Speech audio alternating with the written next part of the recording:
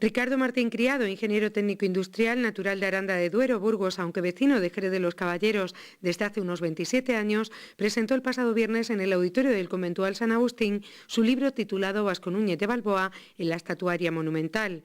Su obra constituye una interesante aportación a la conmemoración este año del 5º centenario del descubrimiento del Océano Pacífico por nuestro ilustre paisano Vasco Núñez de Balboa. En las 300 páginas que conforman su libro se ofrece una retrospectiva de las diferentes estatuas o monumentos que se han realizado en honor del descubridor del entonces llamado Mar del Sur, sus autores y cómo lo han representado. Es un libro, son 300 páginas, pero es bastante entretenido porque hay muchos santos, ¿no? Para que la gente no se aburra mucho de tanta letra. Hay mucho documento, sobre todo encontrados aquí en el archivo, que de verdad son cosas que van a gustar mucho porque aportamos más a la historia de Jerez. Luego también hay otra serie de documentos que, aunque su lectura no va a ser buena por la calidad, que proceden del Ministerio de Relaciones Exteriores de Panamá, que se han expuesto por primera vez este año en Panamá en una exposición que hubo conmemorando sus 500 años, pero que en España no se conocen. De hecho, por ejemplo, la Fundación Benlliure, que es la fundación que lleva todo el trabajo del gran escultor Mereno Benlliure, no los conocía. La obra principal, la más conocida, que es la Estatua de Panamá. Entonces, ahí hay documentos que no se conocían, o por lo menos no estaban, y en España. Entonces, va a haber aportaciones, les digo, creo que muy interesantes. Pues fundamentalmente en los autores que han tratado a la figura de Balboa desde principios del siglo pasado, Aurelio Cabrera, Mariano Benlliure, Miguel Ulay, Castillo Lastruzzi, etcétera. Tratando mucho en el archivo histórico municipal, sobre todo la época de todos los trabajos que se han realizado aquí, intentos que ha habido bastantes. Solamente nosotros tenemos constancia de lo que es la figura que hoy está, pero hay que decir que todas las corporaciones a lo largo del siglo pasado, en diferentes etapas, han hecho intentos. No han fraguado, pero han hecho intentos en mejor o menor medida. Y luego, sobre todo, la colaboración de instituciones nacionales, regionales, que de verdad me he quedado muy gratamente sorprendido por su colaboración, porque yo no soy una persona que me dedique a las letras o las historias, no tengo ninguna vinculación, y aún así, pues desinteresadamente, de verdad, me han ayudado mucho. Y luego, lógicamente, pues todas las personas que tienen un conocimiento de la historia local, como puede ser Feliciano Correa, Pepe Márquez, Rogelio y luego pues, muchas personas más. Todos los trabajos que se han hecho, los libros, las conferencias, etcétera, han estado un poco tratando la historia en el siglo XV, Balboa, su trayectoria, su epopeya, etcétera. Entonces digo, bueno, ya está, no digo que esté todo dicho, pero bueno, bastante. Y entonces, bueno, quise enfocarlo desde este punto, porque primero que me resultaba curioso y a medida que he ido encontrando datos, encontrando cosas, pues bueno, me he ido emocionando más y digo, esto hay que seguir por este camino, ¿no?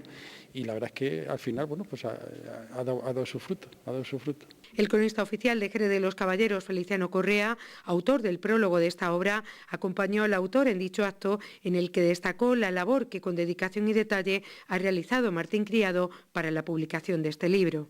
Sin duda alguna, Ricardo se suma a otras contribuciones de esas personas que, estando en la comisión local que se creó expresamente para esta celebración, pues él se ha arriesgado a un tema puntual, pero de enorme interés, que es el tema de, como dice su libro, de la estatuaria monumental de Vasco Núñez de Balboa.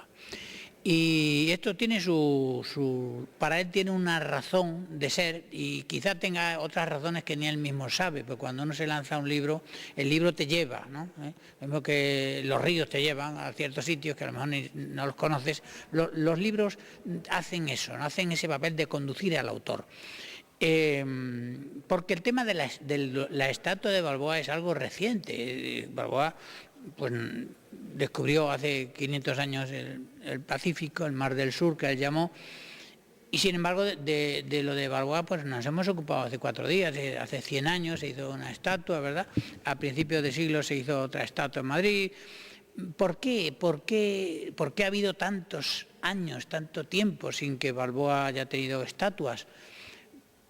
Pues la razón es que el romanticismo, que fue el gran movimiento cultural del siglo XVIII y XIX, no había mitificado todavía a Balboa. Balboa era un personaje pues, un poco desconocido, apenas había bibliografías de él, los documentos que existían, pues muchos se habían perdido en los archivos, de los cuales sabemos que existían porque se da cuenta de ello, ¿verdad? Pero no porque existan.